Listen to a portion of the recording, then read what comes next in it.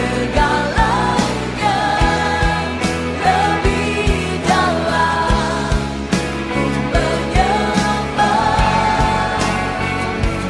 dalam roh dan kebenaran selamanya.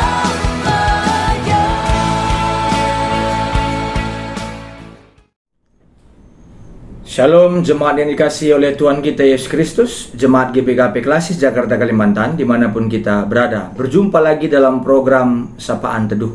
Sebelum kita mendengarkan firman Tuhan, mari kita bersatu dalam doa, kita berdoa.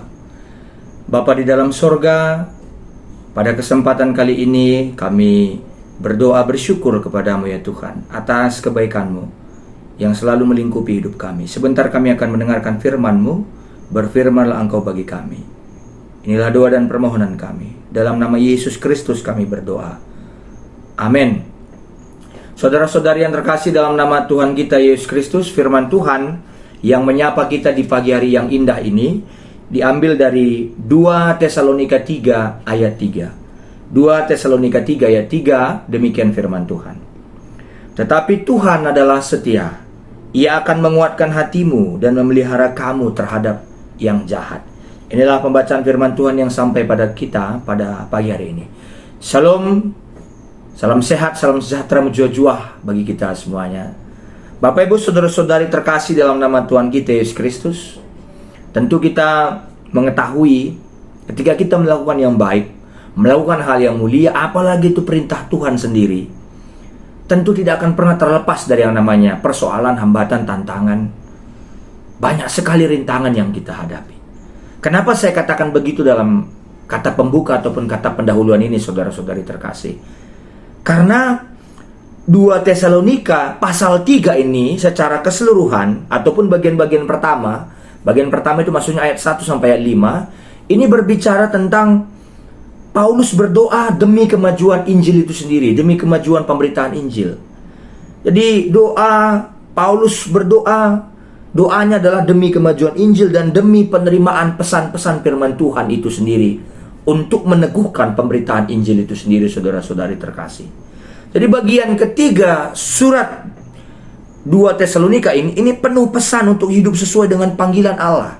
Sebagaimana beratnya pun kita hadapi tantangan, sebagaimana banyaknya persoalan yang kita hadapi, ingatlah ketika yang memanggil itu adalah Tuhan, maka kita tidak bisa tidak bersukacita di dalamnya, harus bersukacita. Jadi surat ini penuh dengan pesan untuk hidup sesuai dengan panggilan Tuhan Allah. Karena Tuhan yang memanggil, tentu ada kesukacitaan, ada kebahagiaan terbesar, ada sukacita yang tiada tara di situ yang kita dapatkan dalam kehidupan kita melayani Tuhan, kira-kira seperti itu. Jadi saudara-saudari yang terkasih, 2 Tesalonika 3 pasal 3 ini mengakhiri bagian di depannya, di mukanya, dan menyiapkan bagaimana kita harus bertingkah laku di 2 Tesalonika 3 6 sampai 15. Bagaimana kita untuk hidup secara tertib, ya. Bagaimana supaya kita ketertiban hidup kita itulah yang melandasi, itu yang mendasari. Dengan hidup kita tertib itulah mendasari pemberitaan Injil itu benar-benar kuat di dalam kehidupan kita. Berarti kita memang tidak salah dalam memberitakan Injil. Berarti memang kita tidak salah dalam mengkhotbahkan firman Tuhan, karena sudah lebih dulu kita hidupi firman Tuhan yang menguatkan kita itu. Maka akhirnya Paulus dalam kesempatan kali ini selalu mendorong, memberi motivasi bagi jemaat Tesalonika dan tentu kepada kita semua yang mendengarkan renungan ini, ya, supaya teruslah mengusahakan pemberitaan firman Tuhan itu tetap diberitakan dalam setiap ruang dan waktu dalam kehidupan yang kita jalani. Jadi artinya saudara-saudari terkasih dalam nama Tuhan kita Yesus Kristus, Paulus berdoa agar firman Tuhan dimuliakan, agar berita Injil tetap diberitakan. Artinya diterima dengan gembira dan memuliakan Tuhan. Itulah alasannya kenapa Paulus tidak pernah jemu-jemu, tidak pernah bosan, tidak pernah jenuh dalam melayankan pemberitaan Injil kepada jemaat di mana dia diutus. Tentu kita dalam rangka tahun pelayanan GBKP tahun ini, jemaat menjadi pelaku aktif pelayanan, yang saya sering bahasakan adalah pelaku aktif kebaikan Tuhan. Maka kita harus mempermuliakan Tuhan, ya. menerima dengan riang gembira, dengan sukacita panggilan Tuhan yang diwujudkan Tuhan lewat pemberitaan firman bagi kita, dan memuliakan Tuhan dalam hidup kita. Kenapa saya katakan begitu, saudara-saudari terkasih? Karena banyak penderitaan yang dialami jemaat Tesalonika, dan tentu kita juga. Banyak rintangan, hambatan, tantangan yang dihadapi. Tapi di tengah-tengah kesusahan, di tengah tantangan, di tengah masalah yang dihadapi jemaat Tesalonika dan tentu juga kita,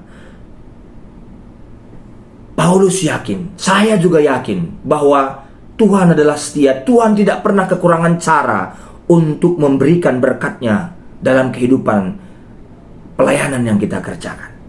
Saya yakin, Paulus juga yakin dalam menuliskan surat 2 Tesalonika ini, Tuhan adalah setia. Inilah pegangan kita. Inilah janji Tuhan yang harus kita pegang erat-erat dalam hidup kita. Doa agar hati mereka dikuatkan, hati kita dikuatkan, dan pasti akan dikabulkan oleh Tuhan yang setia, karena kita mengerjakan pekerjaan Tuhan dengan penuh kesetiaan, dengan penuh ketulusan kita kerjakan pekerjaan Tuhan itu, ya. Artinya saudara-saudari yang terkasih dalam nama Tuhan kita Yesus Kristus, kalau dikatakan tadi ayat 3, ya, dikatakan di sini Tuhan adalah setia.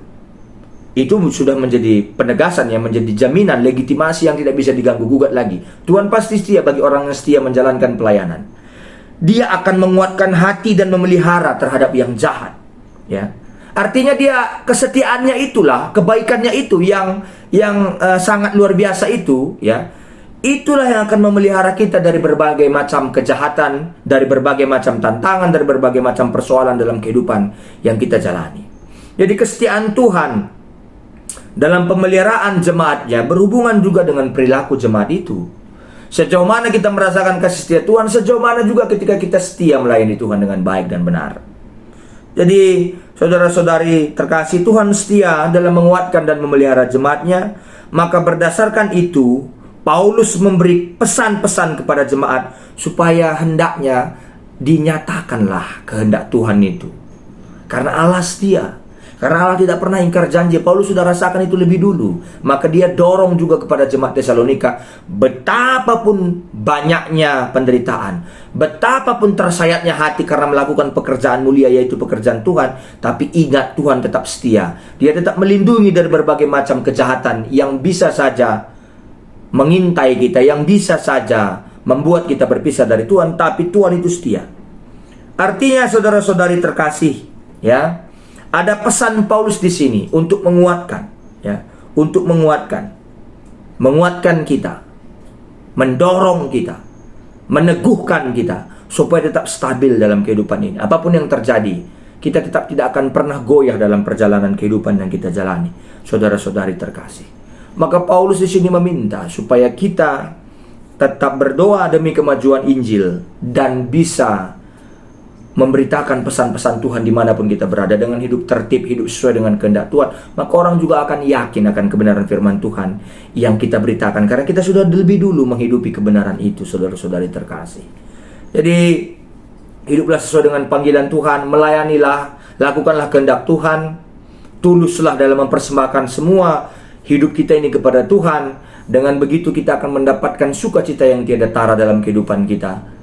Dan begitu kita akan mendapatkan kebahagiaan yang luar biasa. Terpuji nama Tuhan. Tuhan memberkati kita semuanya. Amin, kita berdoa. Terima kasih Tuhan atas firman-Mu yang telah menyapa kami. Engkau memberkati, menguatkan kami dalam menjalankannya. Tidak hanya sekedar mendengar, tapi kami menjadi pelaku kebenaran firman-Mu dalam hidup kami sehari-hari. Kami juga berdoa buat GPKP Runggun Klender. Tuhan berkati Pendeta Eflida Berginting dan Naras dan juga anak-anak, pertua diaken, seluruh jemaat Tuhan. Berkatilah mereka semua agar mereka menjadi pelaku kebaikan Tuhan. Engkau berikan rezeki, Engkau berikan kesehatan dan iman yang teguh bagi mereka semuanya. Terima kasih Tuhan, Engkau yang selalu memberkati kami, Engkau yang selalu meneguhkan kami. Inilah doa dan permohonan kami yang kami panjatkan dalam satu nama yang kudus, Tuhan kami Yesus Kristus yang telah mengajari kita doa Bapa kami. Mari kita ucapkan bersama-sama. Bapa kami yang di sorga, dikuduskanlah namamu. Datanglah kerajaan-Mu, jadilah kehendak-Mu di bumi seperti di sorga. Berikanlah kami pada hari ini makanan kami yang secukupnya. Dan ampunilah kami akan kesalahan kami, seperti kami juga mengampuni orang yang bersalah kepada kami. Dan janganlah membawa kami ke dalam pencobaan, tetapi lepaskanlah kami daripada yang jahat. Karena Engkaulah yang punya kerajaan dan kuasa dan kemuliaan sampai selama-lamanya. Amin.